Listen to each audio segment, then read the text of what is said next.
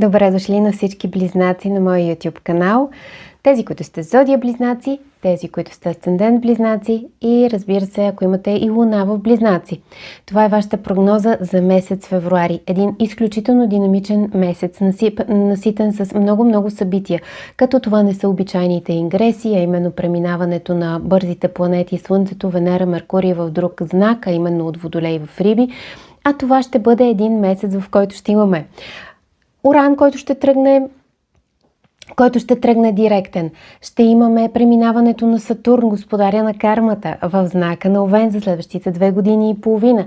Ще имаме съвпада в нулевия градус на Сатурн и Нептун, едно епохално събитие, което не се е случвало от хиляди години.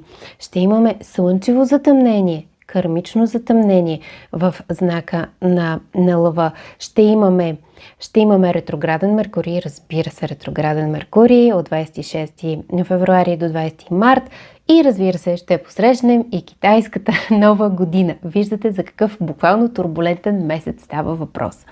Затова това няма да е обикновен месец. Важно е да не се опитвате да сте навсякъде и да правите всичко едновременно, а просто наблюдавайте къде животът ви отваря врата и къде ви помага да си стесните буквално фокуса, а да не се разпилявате ето така на всички посоки. Колкото по-ясно си подредите целите, толкова по-лесно ще използвате динамиката на месец февруари в ваша полза, вместо, както казах, да се разпилявате във всякакви ангажименти и в абсолютно излишен шум. Така че, скъпи близнаци, месецът ще ви активира силно, но най-важното е да се действа разумно и да не прибързвате и да не се поддавате на емоциите, на емоционални импулси.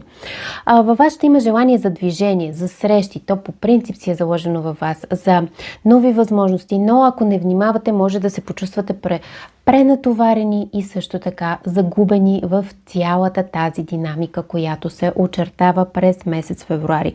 Колкото по-осъзнато разпределяте силите си, толкова по-ясно ще виждате за какво си струва да хвърляте енергия и в какво просто се разсейвате.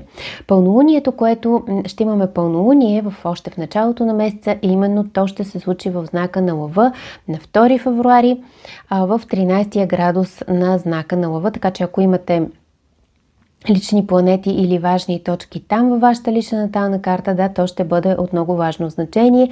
Затова аз винаги казвам, че личната натална карта е най-важното нещо и смятам, че всеки, който се интересува от астрология, слуша общи прогнози, е добре да има своя анализ на лична натална карта. Аз, разбира се, правя такива. Всички координати за връзка с мен можете да